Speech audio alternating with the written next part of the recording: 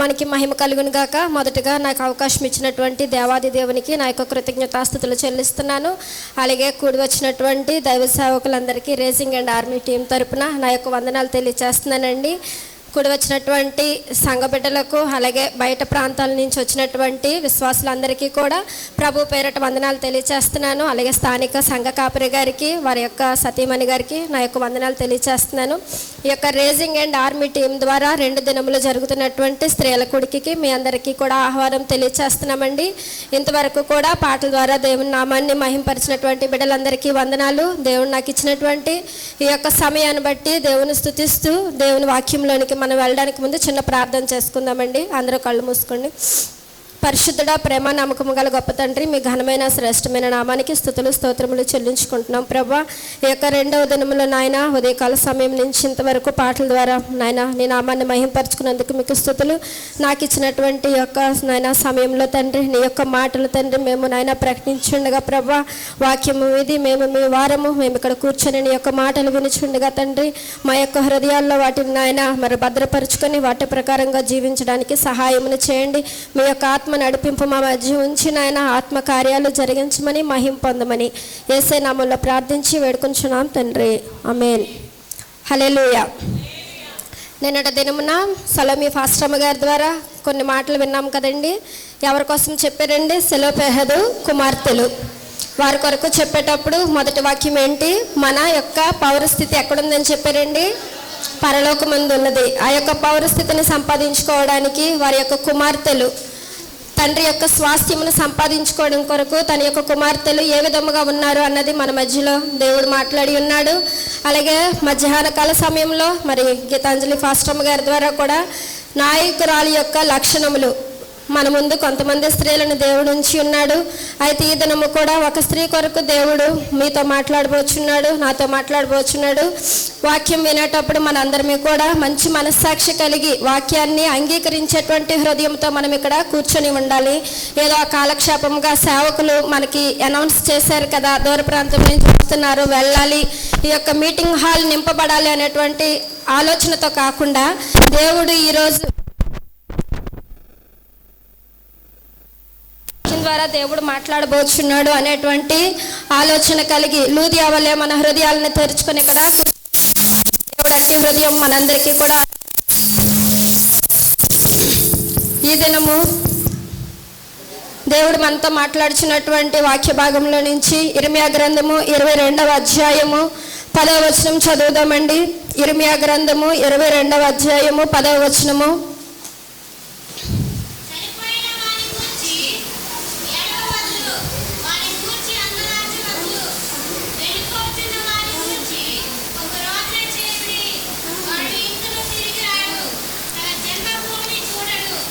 చాలమ్మా. ఈ యొక్క వాక్య భాగంలో నుంచి చూసినట్లయితే చనిపోయిన వారిని గూర్చి ఏడవద్దు, వారిని గూర్చి అంగలార్చవద్దు, వెళ్ళిపోచున్న వారిని గూర్చి బహురోదనము చేయుడి. చనిపోయిన వారిని గూర్చి ఏడవద్దు అంటే ఎవరైనా ఏడవ మానేస్తారండి? మన ఇంట్లో ఎవరైనా చనిపోయినట్లయితే మనం ఎన్ని దినాలు ఏడుస్తామంటే మనకు అది జ్ఞాపకం వచ్చినంతసేపు కూడా ఏడుస్తూనే ఉంటాము, అవునండి. అందులో స్త్రీలు ఇంకా ఎక్కువగా ఏడుస్తాం. ఎందుకంటే మనకి వాళ్ళకి ఉన్నటువంటి సంబంధము లేదంటే దేవుడు ఇచ్చినటువంటి వాళ్ళని మనం కోల్పోయాము అనేటువంటి బాధతో ప్రతి క్షణము ఏ పని చేస్తున్నా, పడుకున్నా, లేచినా ఈ వేదనగా ఉంటూ ఎంతగానో ఏడుస్తుంటాము. కానీ దేవుడు ఏం చెప్తున్నాడు? చనిపోయిన వాడిని గూర్చి ఏడవవద్దు, వెళ్ళిపోవచ్చున్న వారిని గూర్చి ఆడండి. ఎవరు వెళ్ళిపోవచ్చున్నారు? ఎక్కడికి వెళ్ళిపోవచ్చున్నారు? ఎవరు వెళ్ళిపోవచ్చున్నారు? ఎక్కడికి వెళ్ళిపోవచ్చున్నారు? వెళ్ళిపోవచ్చున్న వారిని గూర్చి ఆడవండి. వారిక తన జన్మభూమికి రారు. మరి చనిపోయిన వాళ్ళు కూడా జన్మభూమికి రారు కదా. వాళ్ళ కోసం ఏడిస్తే ఏమైనా ఉపయోగం ఉంటుందా? చనిపోయిన వాళ్ళ కొరకు ఏడిస్తే ఎటువంటి ఉపయోగం కూడా ఉండదు. కానీ వెళ్ళిపోవచ్చున్న వారు ఎక్కడికి వెళ్ళిపోవచ్చున్నారు? సాతాను యొక్క బంధకాలలోనికి వెళ్ళిపోచున్నటువంటి వారి కొరకు ఏడవండి. ఇది దేవుడు ఇర్మియాకి చెప్తున్నాడు. ఎందుకంటే ఇర్మియా ప్రలాపించే ప్రవక్తగా ఉన్నాడు, తన జనుల కొరకు రోధించేటువంటి ఒక ప్రవక్తగా ఉన్నాడు ఇర్మియా గ్రంథంలోనే స్త్రీల కొరకు కూడా దేవుడు మంచి మాట అక్కడ రాయించి ఉంచాడు. ఏంటంటే రోదన చేయు స్త్రీలను పిలువనంపుడి, తెలివిగల స్త్రీలను పిలువనంపుడి. ఎందుకంటే వారు కన్నుల నుంచి నశించిపోతున్నటువంటి జనుల కొరకు వాళ్ళు రోదనము చేసే శక్తి వాళ్ళకు ఉందని చెప్పి ఇర్మియా ద్వారా స్త్రీల కొరకు దేవుడు రాయించాడు. కానీ ఇక్కడ ఉన్నటువంటి అంశం ఏమిటంటే ఈ యొక్క భాగము ఒక రాజు కొరకు రాయించబడిందండి. మేమందరమే స్త్రీలం కదండి, స్త్రీ కొరకు చెప్తారేమో అనుకుంటున్నాము అని అంటే మొదటగా ఒక రాజు కొరకు మీకు ముందు దేవుడు ఉంచాలనేసి ఆశపడుచున్నారు. అయితే ఆ రాజు పేరు యెషయా. ఆ రాజు పేరు ఏం పేరండి? యెషయా అనేటువంటి రాజు యుద్ధానికి వెళ్ళి తను చనిపోయారు. చనిపోయిన తర్వాత రాజు కొరకును ప్రజలు అంగలారుస్తున్నారు. అలాంటి రీతిగానే ప్రవక్త అయినటువంటి ఇర్మియా కూడా అక్కడ విలపిస్తూ ఆయన యొక్క ప్రగాఢ సానుభూతిని తెలియచేస్తున్నట్లుగా మనము చూస్తామండి. అది ఎక్కడుందంటే 2వ దినవృత్తాంతాల గ్రంథము 35:25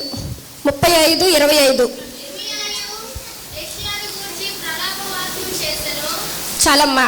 ఇర్మియా కూడా యెషయాను గురించి ప్రలాప వాక్యం చేస్తే అప్పుడు దేవుడు చెప్తున్నాడు, ఇదిగో ఇర్మియా, ఆ యొక్క రాజు మంచి యథార్థముగా భక్తిపరుడుగా జీవించాడు, తనకు ఆహారం లోటు లేదు, ఎలాంటి తన పరిస్థితిలోని దేవుని యందు భయభక్తులు కలిగి ఎంతగా జీవించాలో అంతగా జీవించాడు. ఆయన చనిపోయాడు కాబట్టి ఇక నువ్వు ఆయన కొరకు ఏడవలసిన అవసరం లేదు.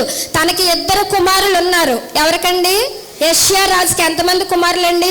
2 కుమారులు. అందులో ఒక కుమారుడు తండ్రి చనిపోయిన తర్వాత షల్లూము అనేటువంటి వ్యక్తి 3 నెలలు పరిపాలన చేసిన తర్వాత ఆయనని ఐగుప్తు రాజు వచ్చి తనని బానిసగా తీసుకొని వెళ్ళిపోయిన ఆయన ఇంకా అక్కడే చనిపోతాడు. ఇంక ఇక్కడికి తన జన్మభూమి అంటే ఏ యొక్క ప్రాంతంలో తను ఉన్నాడో అక్కడ నుంచి తను బానిసగా వెళ్ళిపోయిన వాడు ఇంకా మరి తిరిగి రాడు. తన కొరకు నువ్వు ఏడవలసినది.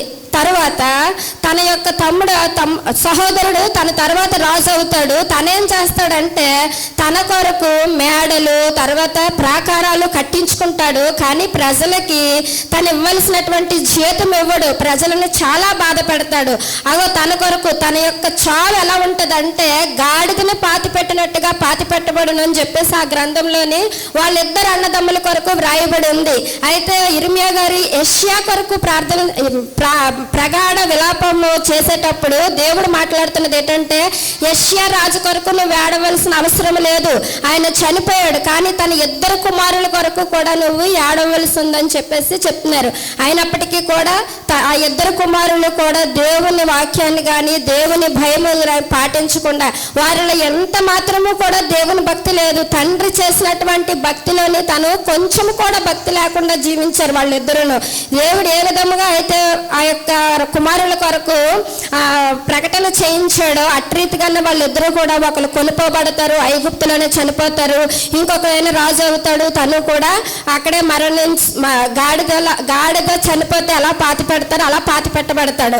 కాబట్టి అటువంటి వారి కొరకు ఏడవమని చెప్పేసి దేవుడు చెప్తున్నాడు. ఈ రోజు మనము ఉన్నటువంటి స్థితిని చూసినట్లయితే మన యొక్క ఒక పర్సనల్గా చూస్తే ఒక వ్యక్తికి నెమ్మది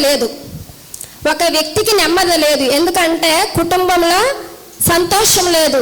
కుటుంబంలో సంతోషం లేకపోతే ఏమవుతుందండి?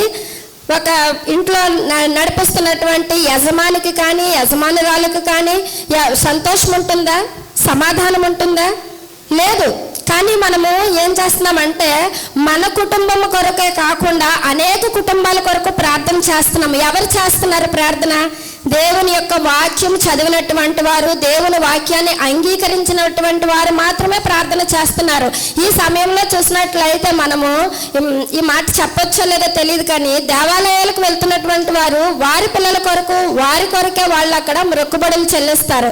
కానీ మనం ఎవరి కొరకు ప్రార్థన చేస్తామంటే నశించిపోతున్నటువంటి జనాలందరి కొరకు కూడా మనము ప్రార్థన చేస్తుంటాము. అటువంటి స్థితిలోనే ఇక్కడ దేవుడు యెషయా కొరకు కాదు కానీ తన 2 కుమారుల కొరకు ప్రలాపించమని చెప్పేసి రోదన చేయమని చెప్పేసి చెప్తున్నారు.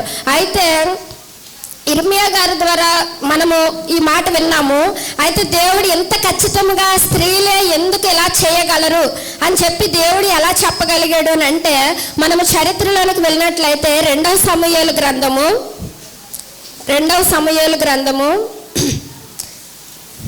22వ అధ్యాయము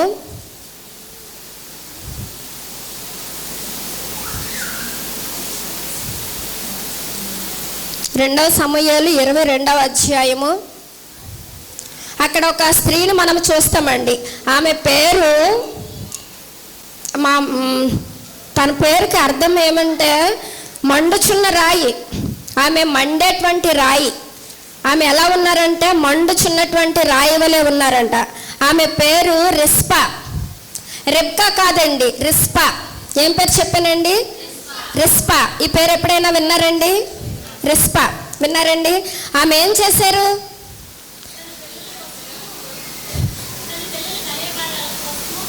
ఆమె ఏం చేశారు? చనిపోయినటువంటి తన కుమారులు, అలాగే తన యొక్క మనములు 5, తన కుమారులు 2, 7 కలిసి ఉరి తీసినప్పుడు ఆ యొక్క బాడీలు అంటే ఉరి తీసినటువంటి ఆ యొక్క శరీరాల కొరకు ఆమె సుమారు 4 నుంచి 5 నెలలు ఆ కొండ మీద కాపలా కాశారు. అటువంటి స్త్రీ ఇక్కడ మనము పరిశుద్ధ గ్రంథంలోని దేవుడు రాయించి ఉంచాడు అని అంటే దాంట్లో మనం నేర్చుకోవాల్సింది చాలా ఉంది. ఆ స్త్రీ కొరకు మనము చదువుకుందామండి. 22వ అధ్యాయం 8వ వచనం చదువుదామండి. 8 నుంచి.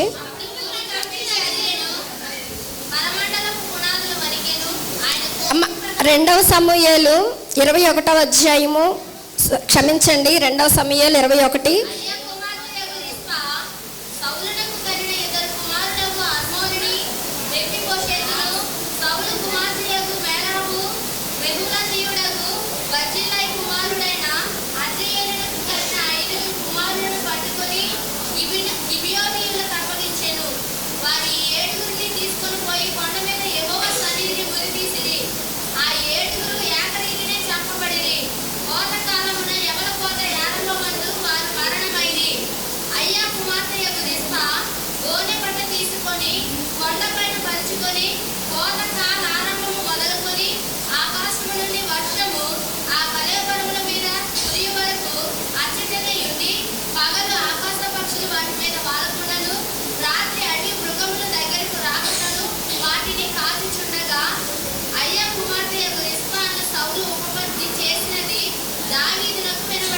చాలండి. ఇక్కడ ఈ రిస్పా ఎవరండి? ఒక సౌలు తెలుసు కదండి. ఇశ్రాయేలీలకు మొదటి రాజు ఎవరండి? సౌలు యొక్క ఉపపత్ని, అంటే భార్య కాదు, ఉపపత్ని అయినటువంటి ఈమెకు 2 కుమారులు ఉన్నారు. అయితే సౌలు గారు మరణించిన తరువాత అక్కడ దావీదు సమయంలోని ఒక కరువు వస్తుంది. కరువు వచ్చినప్పుడు దేశం అంతా కూడా ఆహారం లేక, వర్షం లేక, చాలా రకాలైనటువంటి ఆకలి బాధలు, లేదంటే ప్రజలు ఒకరినొకరు అంటే మరి ఆహారం లేకపోతే ఒకరినొకరు దోచుకోవడానికి, చంపుకోవడము, ఇవన్నీ జరుగుతాయి కదండి. అలా జరుగుతున్నటువంటి సమయంలో దావీదు దేవుని దగ్గర విజ్ఞాపన చేస్తాడు. ప్రభువా, ఏంటి ఈ కరువు? ఎందు నిమిత్తం వచ్చింది? ఎవరి దోషం వలన ఈ కరువు వచ్చింది అని చెప్పి దావీదు ప్రార్థన చేసినప్పుడు సౌలు కారణముగా ఈ యొక్క కరువు వచ్చిందని చెప్పి దేవుడు దావీదుతో మాట్లాడతాడు. అయితే సౌలు గారు చేసినటువంటి తప్పు ఏమిటి అని అంటే, సౌలు గారు గిబియోనీయులని హతమార్చారు. ఈ గిబియోనీయులు ఎవరు అంటే ఒక తెగకు చెందినటువంటి ప్రజలు. వీరిని ఇశ్రాయేలులకు సంబంధించినటువంటి వారు కాదు వీరు. అయితే ఈ గిబియోనీయులని చంపడం వలన సౌలుకి ఎందుకు ఆ యొక్క శాపం వచ్చింది? సౌలుకు కాదు, ఆ యొక్క దేశానికి ఎందుకు ఆ శాపం వచ్చింది? ఇప్పుడు సౌలు కదండి తప్పు చేశాడు, మరి దేశానికి ఎందుకు శాపం వచ్చింది? దేశంలో ఎందుకు కరువు వచ్చింది? ఇప్పుడు నేను తప్పు చేస్తే అది నా కుటుంబం అనుభవించాలి, మరి నేను తప్పు చేస్తే దేశం అనుభవిస్తుంది అని అంటే అక్కడ దేవుని యొక్క వాగ్దానం ఏదో ఉంది. గిబియోనీయులకి దేవుడు చేసినటువంటి మేలేదో ఉంది. గిబియోనీయులకి దేవుడు ఏదో మాట ఇచ్చి ఉన్నాడు. కాబట్టి ఆ యొక్క మాటని సౌలు గారు తప్పారు. అదేంటి అని అంటే మనకి యెహోషువ గ్రంథంలో చూసినట్లయితే అక్కడ ఇశ్రాయేలీయుల్ని దేవుడు ఐగుప్తు నుంచి తీసుకొని వచ్చేటప్పుడు అక్కడ ఏం జరుగుతుందంటే కొన్ని ప్రాంతాలని యెహోషువ వాళ్ళను గెలవవలసినటువంటి సమయంలోని ఈ గిబియోనీయుల పట్టణాన్ని పట్టుకునేటువంటి సమయం వస్తుంది. గిబియోనీయులను పట్టుకొని వారిని హతమార్చే యొక్క దేశాన్ని మీరు స్వతంత్రించుకోండి అని చెప్పినప్పుడు ఈ యొక్క గిబియోనీయులు ఆ మాట వింటారు. గిబియోనీయులతో పాటు అక్కడ మనం ఒక స్త్రీని కూడా చూస్తాము, రాహాబ్ అనేటువంటి స్త్రీ. ఆమె ఎలాగైతే దేవుడు అక్కడ ఉన్నటువంటి రాజులకు, ఓగు రాజునకు, హాయి రాజునకు, ఇంకా ఉన్నటువంటి రాజులందరికీ ఏమైతే చేశాడో అది విన్నప్పుడు ఆమె ఏం చేశారంటే యెహోషువ గారు పంపించినటువంటి వేగుల వారికి సహాయం చేసినట్లుగా మనం చూస్తాము. సేమ్ అదే పరిస్థితి గిబియోనీయులకు కూడా నా హృదయంలో కలవరం పుట్టింది. ఎందుకు కలవరం పుట్టిందంటే దేవుని యొక్క ప్రజలు, వారిని దేవుడు ఎర్ర సముద్రమును 2 పాయలుగా చీల్చి తీసుకొని వచ్చాడు ఆయన. అంటే ఆయనలోని మహాశక్తి ఉంది, ఆయనలోని జీవం ఉంది, ఆయన సర్వ సృష్టికర్త. ఆయన చేశాడంటే ఇప్పుడు ఈ మమ్మల్ని పట్టుకోమన్నారంటే మేము అందరమే కూడా చనిపోతే ఇంకా మా యొక్క సంతానం ఉండదు. అలాగని చెప్పేసి వాళ్ళు ఏం చేస్తారంటే వాళ్ళు మంచి ఆలోచన కలిగి ఉంటారు. ఆ యొక్క రాహాబ్ అనేటువంటి వేశ్య ఎట్రీతిగా అయితే మారు మనసు పొంది దేవుణ్ణి అనుసరించిందో వీళ్ళ హృదయంలో కూడా అక్కడ ఉన్నటువంటి ప్రజలందరూ మంచి వాళ్ళు కాకపోవచ్చు, కానీ వారిలో కొంతమంది మాత్రము గిబియోనీయులు మంచి వాళ్ళు ఉన్నారు. వాళ్ళు ఏం చేస్తున్నారంటే మేము ఈ పట్టణస్థులము కాదు, మేము వేరే పట్టణానికి సంబంధించిన వాళ్ళమి, మేము పరదేశులమని చెప్పి మనం వెళ్ళి వాళ్ళలో కలిసిపోవచ్చు అనుకుని వాళ్ళు ఏం చేశారంటే వాళ్ళ యొక్క బట్టలు మాసిపోయి చినిగిపోయి ఎంతో కాలం నుంచి ప్రయాణం చేస్తున్నట్లుగా మాసిన వస్త్రాలు కట్టుకొని వాళ్ళు ఏం చేస్తున్నారండి, వాళ్ళు తీసుకొచ్చిన ఆహారము ఎండిపోయినటువంటి మొక్కల వలె. అదంతా మనము యెహోషువ గ్రంథంలో చదివినట్లయితే మనకి తెలుస్తుంది.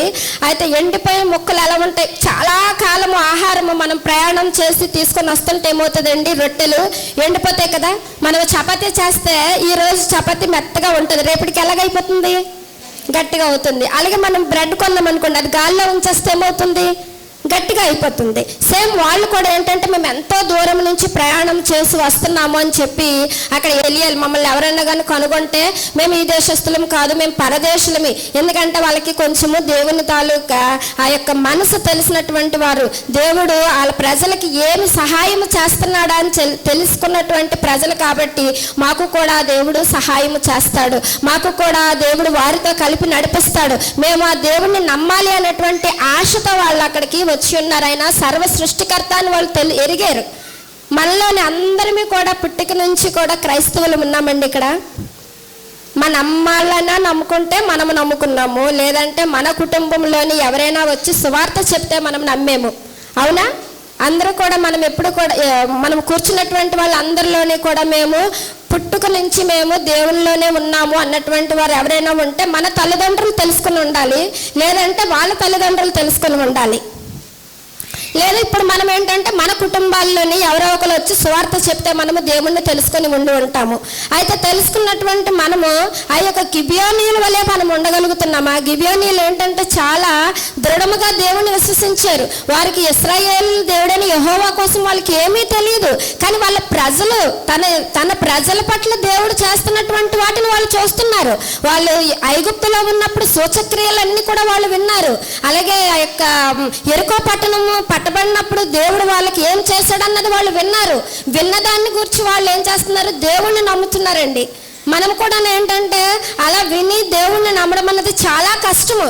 ఈరోజు మన ఇంట్లో మనము ప్రార్థన చేస్తూ మన పిల్లలకి దేవుని కొరకు చెప్తే ఏమంటారు, ఎప్పుడు దేవుడు దేవుడు దేవుడు అని చెప్తావేంటమ్మా, మాకు అవసరమైనప్పుడు మేము ప్రార్థన చేస్తాము అని అంటారు పిల్లలు. అవునండి, ఎవరైనా పిల్లలే కాదు భర్తలు కూడా అంతే.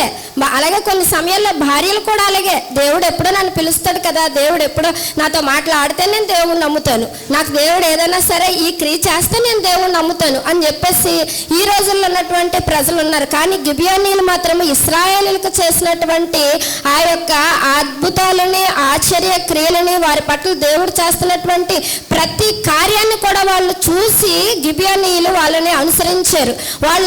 వాళ్ళతో కలిసినప్పుడు యెహోషువ ఆ ప్రజలందరినీ లెక్క చూసినప్పుడు వీళ్ళు ఎక్స్ట్రా కనిపిస్తున్నారు. ఏంటి వీళ్ళు ఎక్కడి నుంచి వచ్చారు? బాబు మేము పరదేశులమి. కానీ దేవుని యొక్క ధర్మశాస్త్రం ఏంటంటే పరదేశుల్ని చంపకూడదు. వీళ్ళు ఆ మాట కట్టుబడతారు. ఎవరో ఇశ్రాయేలీయులు, ఎందుకంటే వాళ్ళకి దేవుడు ఆజ్ఞాపించాడు కాబట్టి వాళ్ళు ఆ మాట కట్టుబడతారు. వాళ్ళు ఎవరిని నమ్మారండి? దేవుని యొక్క ప్రజలను వారు నమ్మారు. అమ్మ మనం వాళ్ళ పరదేశులుగా వెళ్ళినట్లయితే మనల్ని వాళ్ళు విడిచిపెడతారని చెప్పి వాళ్ళని అనుసరించినప్పుడు యెహోషువ కనుగొన్నాడు, అయ్యా మరి మమ్మల్ని ఇలా మేము చాలా దూరం నుంచి వచ్చాము అని చెప్పినప్పుడు యెహోషువకి అర్థమయ్యి వాళ్ళని ఏం చేశారంటే, మీరు మా యొక్క సమాజంలో ఉన్నటువంటి వాళ్ళందరికీ కూడా నీళ్లు పట్టే వాళ్ళగాను కట్టెలు మోసే వాళ్ళగాను ఉండండి. వీళ్ళని దేవుడు ఉన్నంత వరకు, అంటే దేవుని ప్రజలు ఉన్నంత వరకు కూడా వీళ్ళకి ఏ హాని కలగదని చెప్పి యెహోవా నామంలో వాళ్ళకి ఆయన ఏం చేశాడు, వాగ్దానం చేశాడు. ఎవరి నామంలో వాగ్దానం చేశాడు? యెహోవా నామములో వాగ్దానం చేశాడు. యెహోవా ఎవరండి? జీవము గల దేవుడు. ఆయన ఆకాశానికి భూమికి సృష్టికర్త. అటువంటి ఆయన పక్షాన్ని ఈయన వాగ్దానం చేశాడు. కాబట్టి అక్కడ ఎరుకో పట్టణం నాశనం అయినప్పుడు కూడా రాహాబు అనేటువంటి వేశ్యను ఎలా రక్షించాడో, ఈ యొక్క గిబియోనీయులు ఎవరైతే అనుసరించారో వారికి కూడా దేవుని పక్షాన ఆయన మాట ఇచ్చాడు. దేవుని పక్షాన మాట ఇస్తే మనం ఎవరైనా సరే ఆ మాట మీరితే ఏమవుతుంది? అక్కడ యెహోషువ మాట ఇవ్వలేదు, దేవుని పక్షాన మాట ఇచ్చాడు. కాబట్టి దేవునికి కోపం వచ్చింది.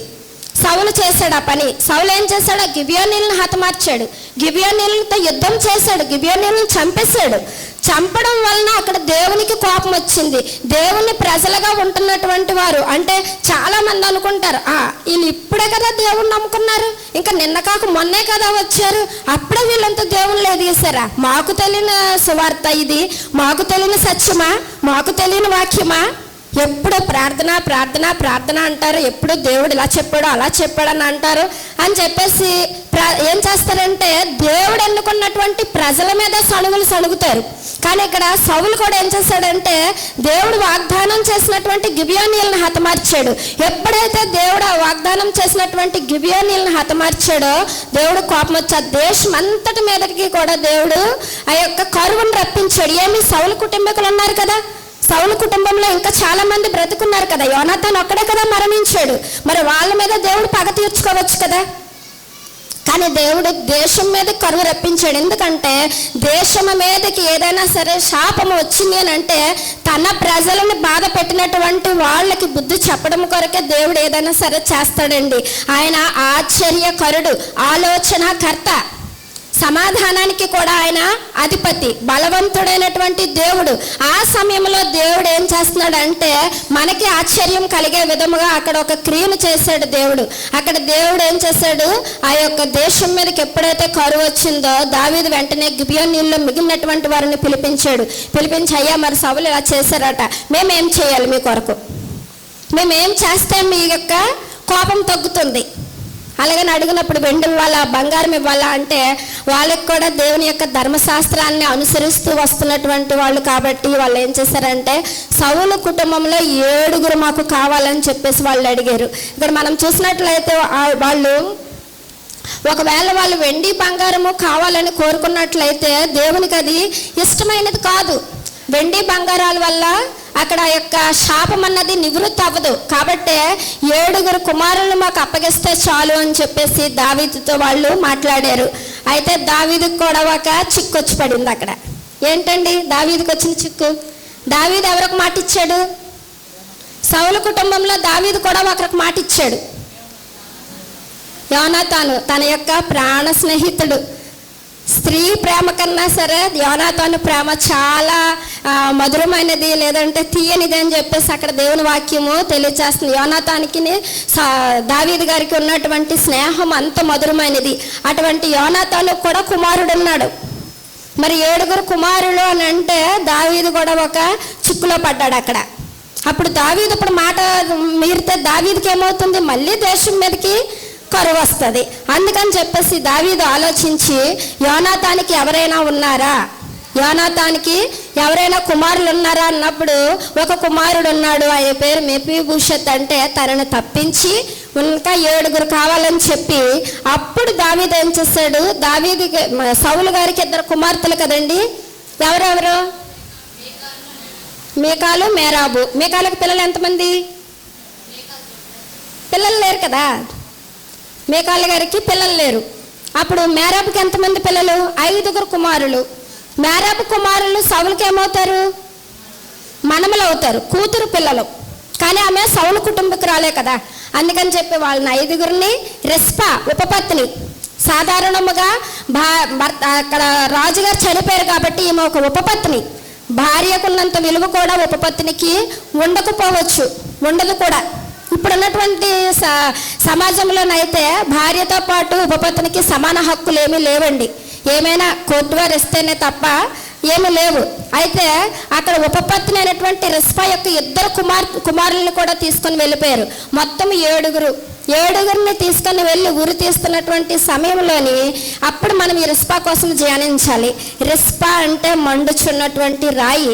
ఈమె ఏ విధముగా మండుచున్నది అని అంటే తన యొక్క 5 మనవల కొరకు, తన యొక్క 2 కుమారుల కొరకు కూడా ఆమె ఒక గోనె పట్టుకొని ఆ యొక్క కొండ ఎక్కుతున్నట్లుగా మనం చూస్తున్నామండి. ఆ యొక్క కొండ ఏం చేస్తున్నారంటే పగలు ఆకాశ పక్షులు రాకుండాను, రాత్రి అడవి మృగాల యొక్క శరీరాన్ని తినివేయకుండా ఆమె కాపలా కాస్తున్నారు. ఆమెతో పాటు 10 మందిని తీసుకొని వెళ్ళారండి. యెఫ్తా కుమార్తె ఏం చేశారు? తన కన్యత్వం కొరకు విలపించడానికి కొంతమంది కన్యకలను వెంటబెట్టుకొని వెళ్ళారు. ఎస్తేరు గారు ఏం చేశారు? ప్రార్థన చేయడానికి కొంతమంది గుంపును తయారు చేసుకున్నారు. కానీ రిస్పా గారు ఒక్కరే వెళ్ళారు. ఒక్కరే. ఎందుకంటే ఆమె తిరస్కరింపబడినటువంటి స్త్రీ ఉపపత్నిగా ఉంటూ తన సౌలు గారు చనిపోయిన తర్వాత ఆమె ఒక చిన్న చెడు పని కూడా చేశారు. అది దేవునికి అంగీకారమా కాదా అంటే మనుషుల దృష్టిలో అయితే మనము ఒకలాగా ఆలోచిస్తాం, కానీ దేవుని దృష్టిలో మాత్రము వేరే విధముగా ఉంటుంది. దేవుడు ఏది చేసినా సరే మనుషుల యొక్క ఆలోచనలకు ఊహలకు అందనటువంటివే దేవుడు చేస్తాడండి. ఎందుకంటే అక్కడ రిస్పా అనేటువంటి ఆ యొక్క ఉపపత్ని సౌలు గారు చనిపోయిన తర్వాత సౌలు గారు ఉన్నప్పుడు ఆ యొక్క దావీదు కుటుంబీకుల్ని అప్పగించడానికి సౌలుతో కలిసి పనిచేసినటువంటి, వినండి అమ్మా, సౌలు గారితో కలిసి పనిచేసినటువంటి అబ్నేరు దావీదు కుటుంబీకులందరినీ మీకు అప్పగిస్తానని చెప్పి సౌలుతో ఒక నిబంధన చేసుకొని ఉంటాడు. అటువంటి అబ్నేరుతోని యొక్క సౌలు ఉపపత్ని అయినటువంటి రిస్పా అక్కడ అక్రమ సంబంధం పెట్టుకున్నట్లుగా మనం చూస్తామండి. 3వ అధ్యాయంలోని 2వ సమూయేలు గ్రంథం 3వ అధ్యాయంలోని ఆ యొక్క రిస్పా గారు ఏం చేస్తారంటే అబ్నేరు గారితోని అక్రమ సంబంధం పెట్టుకుంటారు. ఎందుకంటే సౌలు గారు అప్పుడు చనిపోయారు. ఇంకా ఆమెకి ఏ ఆధారము లేక ఆమె అటువంటి పరిస్థితుల్లోకి వెళ్ళింది. అక్కడ అబ్నేరు ఒక రాజకీయమైనటువంటి కుయుక్తతోని ఆమెను వశపరుచుకుంటాడు. ఆమె యొక్క కుమారుడు గురి తీయబడినటువంటి ఇష్బోషెతు అనేటువంటి కుమారుడు ఏం చేస్తాడంటే, ఎందుకు నా తండ్రి దగ్గర నువ్వు పనిచేస్తున్నావు, నా తండ్రి ఒక రాజు అని నీకు తెలుసు కదా, నా తండ్రి భార్య అయినటువంటి ఆ యొక్క రిస్పాను నువ్వు కూడడము మంచి పద్ధతి కాదు కదా అని కుమారుడు ఆ యొక్క అబ్నేరుని ప్రశ్నించినప్పుడు అబ్నేరు తనని బ్లాక్మెయిల్ చేస్తాడు. ఏమి, మీ నాన్నకి నేను సహాయం చేసి నిన్ను బ్రతికి ఉండేటట్లుగా సహాయం చేసినందుకు నువ్వు నా మీద ఒక స్త్రీ కొరకు తిరుగుబాటు చేస్తావా, తీసుకెళ్లి దావీదుకు అప్పచెప్పేస్తాను జాగ్రత్త అని చెప్పి అక్కడ తనని బెదిరించినట్లుగా మనం చూస్తాం. ఈ రోజుల్లో చూసినట్లయితే సేమ్ సిచ్యువేషన్స్, సేమ్ మనలో ఏదైనా చిన్న పొరపాటు ఉన్నట్లయితే మనల్ని బ్లాక్మెయిల్ చేసే వాళ్ళు అనేక మంది ఉంటారు. నువ్వు పలానా రోజు ఇలా చేసావు కదా, చెప్పాలా? మనం వెళ్తున్నది ఇప్పుడు మంచి మార్గము, మనం ఇప్పుడు ఉన్నటువంటిది నీతి మార్గంలో ఉంటాము. మనం ఒక రాజ్యమును కట్టడానికి మనం పరుగులెట్టుకొని వెళ్తున్నాము దేవుని నామములో. మనము మారు మనసు పొందినటువంటిది ఎవరో చూడట్లేదు, కానీ మన గత జీవితాలనే చూస్తున్నారు. అటువంటి వాటికి చూసి మనము కూడా భయపడుతున్నాము. అయ్యో, నా గత జీవితం ఇది కదా, నేను ఇలా ఉండేదాన్ని కదా, ఈరోజు నేను ఇలాగ వెళ్తే ఏమంటారో, నేను ఈరోజు ఈ విధంగా దేవుని కొరకు చెప్తే చాలులే నువ్వేం చెప్తావని అంటారో ఏంటో అని చెప్పేసి స్త్రీలైనటువంటి వారు కూడా ఇలా వెనకబడిపోతున్నారండి. ప్రతి వ్యక్తిలోని కూడా లోపం ఉంటుంది, బలహీనత ఉంటుంది, కానీ ఆ బలహీనతను సరిచేసేదే దేవుని వాక్యము. దేవుని వాక్యం మనల్ని సరిచేసేటప్పుడు, మనల్ని బలపరిచేటప్పుడు దేవుని వాక్యాన్ని మనం ఎందుకు అంగీకరించలేకపోతున్నాము? మనలో ఉన్నటువంటి బలహీనతను చూసి మనం ఎందుకు బలహీనలు అయిపోతున్నాము అని అంటే, మనం బలహీనలం అయ్యే కొద్దీ కూడా మనల్ని పొడిచే వాళ్ళు ఇంకా పొడుస్తూనే ఉంటారు, మనల్ని బాధ పెట్టేవారు ఇంకా బాధ పెడుతూనే ఉంటారు. కానీ బాధ పెట్టే వాళ్ళని బట్టి మనం ఒక సవాలుగా తీసుకొని దేవుని సౌలు గారి యొక్క ఉపపత్ని తర్వాత ఆమె చేసినటువంటి చిన్న పొరపాటు వల్ల ఆమె ఒక తిరస్కరింపబడిన స్త్రీగా ఆమె తనను తాను తగ్గించుకోలేదు, తనను తాను అవమానపరుచుకోలేదు, తనను తాను బలహీనపరుచుకోలేదు. కానీ తను ఏం చేస్తుందంటే గోనె పట్ట కట్టుకొని కొండ మీదకి ఎక్కుతుంది. కొండ అంటే మనము ప్రార్థన, యేసు ప్రభు వారి ప్రార్థన ఎప్పుడు ఏకాంతముగా ఉండి ఎక్కడికి వెళ్ళి ప్రార్థన చేసేవారండి? కొండ మీదకి వెళ్ళి ప్రార్థన చేసేవారు, అవునా? ఆయన ఒలీవల కొండ మీదకి అది వెళ్ళి ప్రార్థన చేసేవారని చదువుతున్నాము కదా మనము. ఒక కొండ, అంటే అది కలువరి కొండ. ఆమె ఆ యొక్క సిలువ వేయబడినటువంటి లేదా ఉరి తీయబడినటువంటి కుమారుల కొరకు ఆమె కొండ మీదకి వెళ్ళి గోనె పట్టా పట్టుకొని అక్కడ పరుచుకొని కూర్చొని ఆమె ఆ ఆకాశ పక్షులు కానీ అడవి మృగాలు కానీ రాకుండా వారిని కాపాడుతుంది. ఏమండి, ఒకసారి ఆలోచిస్తున్నట్లయితే సౌలు గారు ఎన్నో మారులు దావీదు గారికి దొరికారు కదా చంపబడ్డానికి. తరుముతున్నప్పుడు సౌలు గారు ఎన్నో మార్లు దావీదు గారు దొరికినప్పుడు దావీదు గారు ఏమన్నారండి? అభిషేకింపబడినటువంటి రాజుని నేను ముట్టను అని చెప్పారు. చెప్పినప్పుడు మరి ఇక్కడ ఈ పరిస్థితిని చూసినట్లయితే మరి ఈ రిస్ప అడగచ్చు కదా, ఏమనైనా దావీదు, సౌలు గారిని విడిచిపెట్టావు కదా, నా కుమారులను ఎందుకు విడిచిపెట్టలేదు, నా కుమారులను ఎందుకు ఇలా చేసావని అడగచ్చు. కానీ ఆ స్త్రీ అడగలేదు. అడగకుండా ఆమె ఆ కొండ మీదకు వెళ్ళి 5 నెలలు 4 నుంచి 5 నెలలు వర్షము పడే వరకు కూడా అక్కడ ఆమె మోకరించి ఆ యొక్క దేవుణ్ణి ప్రలాపిస్తూ ఉన్నది. ఈరోజు మన కుటుంబాల్లో కూడా ఎవరైనా తప్పిపోయినట్లయితే, లేదంటే మన బిడ్డలే కాదండి, ఆమె తన 2 కుమారుల కొరకే కాదు, తన యొక్క మనములైనటువంటి 5 తన కనలేదు కదా ఆ పిల్లల్ని. తనకెందుకు ఆ వేదన? తనకు ఆ వేదన అవసరం లేదు. కానీ ఆమె చేసినటువంటి యొక్క త్యాగాన్ని బట్టి ఆ ప్రజలందరూ కూడా మాట్లాడుకుంటున్నారు రిస్పా గారి కొరకు. అయ్యో, రిస్పా ఇలా చేస్తున్నారట, రిస్పా ఇలా చేస్తున్నారంట అని చెప్పినప్పుడు ఆ మాట ఆ నోట ఈ నోట ఎవరి దగ్గరికి వచ్చిందండి? దావీదు గారి దగ్గరికి వచ్చింది. దావీదు గారు అప్పుడు ఏం చేశారు? ఆ మాట విని, ఏమమ్మా చనిపోయారు కదా వాళ్ళు, చనిపోయిన వాళ్ళ కోసం ఎందుకు నువ్వు ఇంకా ఏడుస్తున్నావు? చచ్చిపోయిన వాళ్ళు ఎలాగా చనిపోయారు కదా, నువ్వు ఇంకెక్కడ తాగిపోవచ్చు కదా, అలాగని చెప్పేసి అనొచ్చు కదా దావీదు గారు. కానీ దావీదు గారు ఏం చేశారంటే తన యొక్క రాజు ఎవరండి? సౌలు గారి యొక్క ఎముకలని, తన కుమారుడైనటువంటి యోనాతాను గారి ఎముకల్ని యాబేష్ గిలాదు వారు అక్కడ పాతిపెట్టి ఉంచితే వాటిని తీసుకొని వచ్చి అవి ఇవి మొత్తము ఎంతమంది సౌలు కుటుంబంలో ఎవరైతే అప్పటి వరకు చనిపోయారో, ఎవరికైతే అంత్యక్రియలు జరగలేదో వాళ్ళందరినీ తీసుకొని వెళ్ళి సౌలు తండ్రి ఎక్కడైతే పాతిపెట్టబడ్డాడో ఆ స్థానంలో పాతిపెట్టబడ్డారు. ఇక్కడ పరిశుద్ధ గ్రంథంలో చెప్పబడినట్లయితే అంత్యక్రియలు అన్న దానికి చాలా ప్రాముఖ్యత ఉందండి. ఆ అంత్యక్రియలు మనము ఆత్మీయంగా చూసినట్లయితే మనం ఎప్పుడు మరణిస్తున్నామండి? మనము ఆల్రెడీ ఒకసారి మరణించి లేపబడ్డాము. దేని ద్వారా? బాప్తిస్మము ద్వారా మనము మరణించి తిరిగి లేపబడ్డాము. లేపబడినటువంటి మనము మరలా ఏ మరణము మనం పొందాలి? ఇంకా మరణం లేదు. ఇంకా మనకి శారీరకంగా మరణమున్న, ఆత్మీయంగా మనకి మరణం లేదు. నిత్య జీవానికి మనం ఎదురు చూడాలి. ఆ యొక్క నిత్య జీవం పొందుకోవాలంటే మనం ఏం చేయాలి? ఈ లోకంలో ఉన్నంత వరకు కూడా ఇలాంటి ఎన్నో శ్రమలు, ఎన్నో రకాలైనటువంటి మాటలు, పరిస్థితులు ఇక్కడ చెప్పడానికి చాలా ఉంది. కానీ నాకు ఇచ్చినటువంటి సమయం అయిపోతుందని చెప్పి నేను కట్ చేస్తున్నానండి. అయితే మా జీవితాల్లో కూడా ఇటువంటి సాక్ష్యాలు మేము కలిగి ఉన్నామండి. మా నాన్నమ్మ గారు ప్రభు అయినటువంటి యేసుక్రీస్తు వారిని తన సొంత రక్షకుడు అంగీకరించిన తర్వాత ఆ కుటుంబంలోని మొదటగా మా నాన్నమ్మ గారితో పాటు మా మేనత్త నమ్మారు. తర్వాత నేను నమ్మినప్పుడు 7th క్లాస్ చదువుతున్నాను. నేను అప్పుడు 7th క్లాస్ నుంచి కూడా నేను ప్రభు అయినటువంటి యేసుక్రీస్తు వారిని వెంబడించాను. అటువంటి నేను ఇంటర్మీడియట్లో బాప్తిసం తీసుకున్నాను. అప్పటికి ఇంకా నేను బాప్తిసం తీసుకోవడానికి 18 సంవత్సరాలు నిండలేదు. అయినప్పటికీ కూడా ఏంటంటే నిజంగా నాకు ఆ రోజు వాక్యము తెలియదు, యేసు ప్రభు దేవుడు అని తెలుసు. సండే స్కూల్లో వాక్యాలు నేను చెప్పేదాన్ని, బైబిల్ చదివేదాన్ని, పాటలు పాడేదాన్ని, ఇలా దేవుడి కోసం నేను పరిగెత్తేదాన్ని. కానీ నాకు నిజంగా దేవుని యొక్క వాక్యము, దాంట్లో ఉన్నటువంటి ఆ యొక్క డెప్త్ ఏంటన్నది నాకు తెలియని సమయంలో మా దేవుడు 2వ రాకడ కొరకు అందరూ చెప్పేవారు. రాకడ వచ్చేస్తే మా నాన్నమ్మ మా అత్తయ్య వెళ్ళిపోతారు, నేను ఉండిపోతానని చెప్పి నేను బాప్తిసం తీసుకున్నానండి. నాకు దేవుడు ఎవరో తెలియదు, బైబిల్ చదివేదాన్ని. ఈరోజు చాలా మంది కూడా అలాగే ఉంటున్నారు. ఉదయమే లేసి బైబిల్ చదివావా? చదివాను. సండే స్కూల్కి వెళ్ళావా? వెళ్ళాను. యూత్ మీటింగ్కి వెళ్ళావా? వెళ్ళాను. హాజరు వేయించుకోవడానికి కేవలం హాజరు కొరకే వస్తున్నారు ఎవరై వచ్చినా. ఆదివారం ఆరాధనకు వచ్చిన వాళ్ళు కూడా పాస్టర్ గారు ఆరాధనకు రాలేదు ఏంటి అంటేనే వస్తున్నారు. ఈ స్త్రీకి ధర్మశాస్త్రంలో ఉన్నది తెలుసండి. ఈమెకి ఒక వ్యక్తి 100 మంది పిల్లలను కానీ దీర్ఘాయుష్మంతుడు ఆయన మరణించినప్పుడు సరైన స్థితిలో తన యొక్క అంత్యక్రియలు జరగకపోతే పడిపోయినటువంటి పిండము గతి మేలు అని ఎవరు చెప్పారు? ప్రసంగి గ్రంథంలో చెప్పబడ్డది. మరి యొక్క చనిపోయినటువంటి వారి యొక్క ఎముకలు పాతిపెట్టబడకపోతే వారి యొక్క రాజు కుటుంబీకులు వారికి ఎంత గౌరవంగా జరగాలి, ఎంత మర్యాదగా జరగాలి. రాజు కుటుంబీకులకి ఎలా జరుగుతుందండి అంత్యక్రియలు? గౌరవార్థంగా జరగాలి. కానీ వాళ్ళు ఎక్కడో చనిపోతే తండ్రి యొక్క ఎముకలు ఒక దగ్గర, కుమారుల యొక్క ఎముకలు ఒక దగ్గర అలా ఉండిపోవడం వల్ల ఆమె ఎవరిని అడగలేదు, ఎవరి దగ్గరికి వెళ్ళలేదు. 5 కుమారులు చనిపోయినటువంటి మేరపు కూడా ఇంటి దగ్గర ఉండిపోయింది.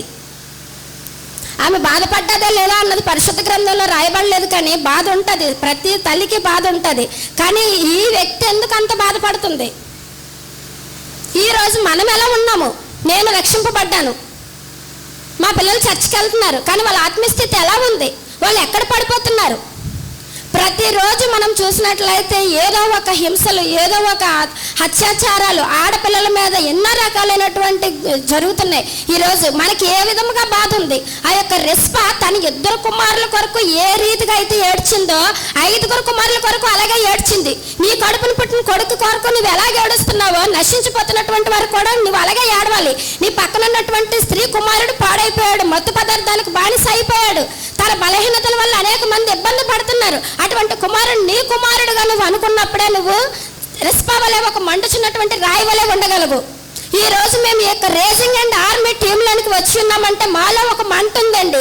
దేవుడు పెట్టినటువంటి మంట మాకు ఉంది. కాబట్టి గీతాంజలి సిస్టర్ గారు మాకు చెప్పినటువంటి దర్శనం మాకు నచ్చింది. మా యొక్క దర్శనానికి, ఆమె చెప్పినటువంటి దర్శనానికి మాలో ఉన్నటువంటి బాధను మేము ఎవరికి ఎలా చెప్పాలి? నేను మామూలుగా వచ్చి అమ్మ నువ్వు యేసుప్రభుని నమ్ముకున్నావు కదా అంటే మీరేమంటారు? మాకు చర్చికి వెళ్తున్నామండి అంటారు. ఈరోజు స్త్రీల కూడిక ద్వారా దేవుడు మీతో మాట్లాడుతున్నాడంటే మాకు కూడా యొక్క ఆసక్తి ఉంది. మాలాగా మీరు ఒకప్పుడు అలా ఉన్నారేమో అని చెప్పి, ఒకప్పుడు నేను ఇలాగే ఉండేదాన్ని అండి, సండే స్కూల్కి వెళ్ళేదాన్ని, యూత్ మీటింగ్కి వెళ్ళేదాన్ని, కానీ దేవుడు అంటే ఎవరో నాకు తెలియదు. అలాంటి స్థితిలో నా తండ్రి చనిపోయాడు. చనిపోయినప్పుడు నేను ఒక దుర్బోధకు వెళ్ళిపోయాను. యేసుప్రభు దేవుడు కాదు, ఆయన వచ్చి వెళ్ళిపోయాడు. కొత్తగా దేవుడు వచ్చాడంటే నేను నిజంగానే దుర్బోధలో పడిపోయాను. ఎందుకు ఇదంతా కారణము? బైబిల్ చదవక, బైబిల్ అవగాహన లేక. ఈరోజు మనం బైబిల్ చదువుతున్నాం. ఒక రెస్పా అనేటువంటి స్త్రీ కొరకు తెలుసా అంటే 1, 2, 3 చెప్పారు. మీరు బైబిల్ ఎలా చదువుతున్నారు? కీర్తనలో 1వ కీర్తన చదివాము, ఈ రోజుది ధ్యాన భాగం అయిపోయింది. ఒక ఆదికాండం చదవమంటే అందులో ఎంత దేవుని మర్మాలు ఉన్నాయి. అబ్రహాము కొరకు, అబ్రహాము విశ్వాసము కొరకు ఉంది. మోషే ఒక మండుచున్నటువంటి పొద దగ్గరికి వెళ్ళి దేవుడు దర్శనం చూశాడు. ఈరోజు నువ్వే దర్శనం చూడగలుగుతున్నావు? స్త్రీల కొరకు చెప్తే అబ్బా అబ్బా అబ్బా అనుకుని చెప్పేసి వెళ్ళిపోతున్నాం, కానీ ఒక స్త్రీ వల్ల మనం ఎందుకు మండలేకపోతున్నాము? నిన్నటి కాలంలో మనం సెలోపేహేదు కుమార్తెల కొరకు విన్నాము. సెలోపేహేదు కుమార్తెలు ఎంత చక్కగా ఉన్నారండి, ఒక సమాధానముతో. 5 అక్క చెల్లెళ్ళు కూడా ఒక సమాధానం కలిగి ఉన్నారు, ఐక్యత కలిగి ఉన్నారు, తన యొక్క స్వాస్థ్యం సంపాదించుకున్నారు. ఇక్కడ రెస్పా కూడా తన యొక్క ఆ యొక్క చనిపోయినటువంటి 2 కుమారులే కాదు కానీ మనమల కొరకు కూడా, ఒక తల్లి తన ప్రసవ వేదనతో ఎంత బాధపడుతుందో ఆమె కూడా కనలేనటువంటి కుమారుల కొరకు కూడా అంతే వేదన కలిగి ఉంది ఆమె. మనం ఎలా ఉంటున్నాం అసలు? ఇప్పుడు మనం నిజంగా చెప్పాలంటే నాకు చాలా బాధ అనిపిస్తుంది. ఈ ప్రపంచాన్ని చూస్తే క్రైస్తవుని విమర్శించే వాళ్ళు ఒక వంతు అయితే, క్రైస్తవ్యంలో క్రైస్తవ్యులు కొట్టుకునే వాళ్ళు కొంతమంది ఉన్నారు. ఇదంతా ఏంటంటే బైబిల్ చదవక. నేను వచ్చి ఇక్కడ చెప్పాను, ఆ సిస్టర్ చెప్పింది కరెక్టే అంటారు, రేపు వచ్చి ఇంకో సిస్టర్ చెప్తారు, అవును ఆ సిస్టర్ తప్పు చెప్పినట్టున్నారు. మీరు బైబిల్ చదివితే ఎవరేం చెప్తున్నది అన్నది మీకే తెలుస్తుంది. మేము చెప్పేది నిజమా అబద్ధం అని చెప్పి మీరే మమ్మల్ని క్వశ్చన్ చేయాలి. అందుకే మనకి పేతురు గారు కూడా చెప్తున్నారు, హేతువడుగు ప్రతి దానికి కూడా సాత్వికంతోనూ భయముతోనూ సమాధానం చెప్పుటకు ఎల్లప్పుడూ సిద్ధంగా ఉండండి. మీ యొక్క హృదయములందు క్రీస్తును ప్రభువుగా ప్రతిష్ఠించండి. మీ యొక్క హృదయాల్లో క్రీస్తును ప్రభువుగా ప్రతిష్ఠించలేనంత సేపు కూడా మనం వచ్చి వెళ్ళే వాళ్ళగానే ఉంటాము. ఇక్కడ పాటలు పాడే వాళ్ళు అనేక మంది బిడ్డలు నిలబడుతున్నారు. ఒక్కొక్కరు చూస్తే చేతికి నల్లతాడు కట్టుకున్నారు, కాళ్ళకు నల్లతాడు కట్టుకున్నారు. ఇది పరిశుద్ధమైనటువంటి స్థలము. ఈ పరిశుద్ధ స్థలంలో నీకు ఇంకొక దృష్టి ఏంటి? వాళ్ళు ఎందుకు కట్టుకున్నారు? వాళ్ళకి వాక్యం తెలుసా, తెలీదా? చెప్పేవాళ్ళు లేరా? చెప్తే వినట్లేదా? వాళ్ళు దేవుని కొరకు మండింపబడుతున్నారా లేదా? వాళ్ళ కుటుంబంలో ఒకరు నమ్ముకుంటా ఒకరు నమ్ముకోలేదా? అటువంటి వారి కొరకు ప్రార్థన చేయవలసిన బాధ్యత మీకు లేదా అండి? ఈరోజు మా సొంత ఖర్చులు పెట్టుకొని మేము ఇక్కడికి వస్తున్నాము అని పదే మేము చెప్తున్నామని మీరు బాధపడద్దు. కానీ మీరు కూడా దేవుని కొరకు మీకున్నటువంటి తలాంతును ఉపయోగించండి. తలాంతుని భూమిలో పాతి పెడితే ఏమన్నాడు దేవుడు? చెడ్డదాసుడా అన్నాడు. నీకు మంచి దాసుడిగా పేరు కావాలా, చెడ్డదాసుడిగా పేరు కావాలా? నువ్వు ఇప్పుడు ఇక్కడ ఇంతసేపు వచ్చి కూర్చొని నువ్వు దేవుని దగ్గరికి వెళ్ళా ఇచ్చే జీవ కిరీటం పొందకపోతే నీ గురి ఏమై ఉన్నది? ఈరోజు రిస్పా ద్వారా దేవుడు మనతో మాట్లాడుతున్నారు. మన పిల్లలు అర్ధరాత్రి వరకు సెల్ ఫోన్లు పట్టుకొని కూర్చుంటున్నారు. సెల్ ఫోన్లో ఏమి చూస్తున్నారు? ఆడపిల్లలతో మాట్లాడుతున్నట్టుగా మగ పిల్లలు మాట్లాడుతున్నారు. ఎలా మాట్లాడుతున్నారు? ఫోనుల్లోని. మేము చూస్తున్నట్లయితే చాలా మంది పిల్లలు మేము బయట ఊర్లు వెళ్ళేటప్పుడు కానీ లేదంటే మా ప్రాంతంలో ఎక్కడికన్నా వెళ్ళేటప్పుడు ఆడపిల్లలు కాలేజీల దగ్గర, ఆ పిల్లలు మన పిల్లలే కదండి, ఒక తల్లి కన్నా పిల్లలే కదా అక్కడికి వెళ్ళారు. అటువంటి వాళ్ళతో మనం చెప్పాలంటే మనం కూడా దేవుని యందు వాక్యం తెలిసి ఉండాలి కదా. వాళ్ళకు మనము వాక్యం ద్వారా చెప్పవసరం లేదు. మంచి ప్రవర్తన కలిగి ఉండాలమ్మా. మీ తల్లిదండ్రులు మిమ్మల్ని ఇక్కడికి పంపించారు, మీ తల్లిదండ్రులు మీకు ఏదన్నా జరిగితే వాళ్ళు ఎంత బాధపడతారు అని చెప్పి వాళ్ళకి అర్థమయ్యే రీతిలో చెప్పాలంటే ముందు మనం ప్రిపేర్ అవ్వాలి. మన ఇంట్లో మన పిల్లలకు మనం చెప్పుకుంటే ఇతరులకు మనం చెప్పినప్పుడు, ఒక రిస్పా తన కుమారుల కొరకు ఎంతగా ఏడ్చిందో తనకు పుట్టలేనటువంటి మనవల కొరకు కూడా అంతగానే ఏడ్చింది. ఒక రోజా 2 రోజులు అండి. ఈరోజు మనం ఒక రోజు ప్రార్థన చేస్తే దేవుడు ఏం చేయలేదు, దేవుడు మమ్మల్ని మర్చిపోయాడు. ఆమె వర్షం పడే వరకు, వర్షము సూచన అక్కడ ఏంటంటే దేవుడి యొక్క వాళ్ళ యొక్క శాపాన్ని తీసివేశాడు అనడానికి గుర్తు. ఆ యొక్క వర్షం పడే వరకు ఆమె వేచి ఉంది అక్కడ. పరిశుద్ధ గ్రంథంలో వర్షానికి చాలా రకాలైనటువంటి రెఫరెన్స్లు ఉన్నాయి. మనం చూసినట్లయితే యోవేలు గ్రంథం తీయండి ఒకసారి. యోవేలు గ్రంథము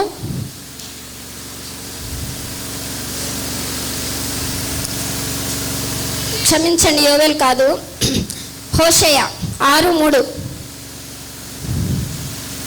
హోషేయ 6:3.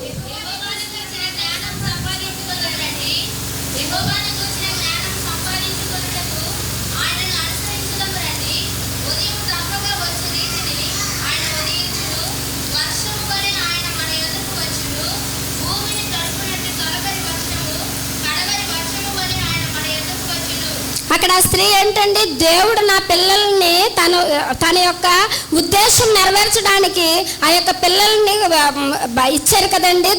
ఏంటి, ఉరి తీస్తారు కదా. శాపం నివృత్తి అవ్విందా లేదా తెలుసుకోవాలంటే దేవుడే దిగి రావాలి. దేవుడు రావడానికి ఆ సూచన ఏమిటని చెప్తున్నారు హోషేయ ప్రవక్త గారు. వర్షము వల్ల దేవుడు వచ్చును మన దగ్గరికి. చదివామా ఇప్పుడు మనము? అందులో చదివామా లేదా అండి? మనకి ఏదైనా సరే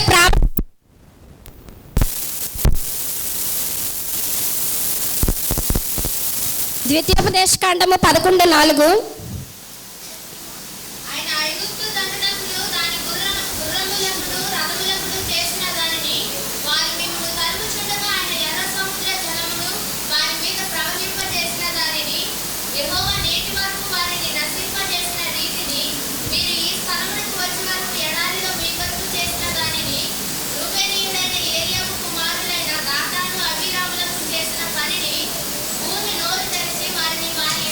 అమ్మ, ద్వితీయోపదేశకాండం 11:14.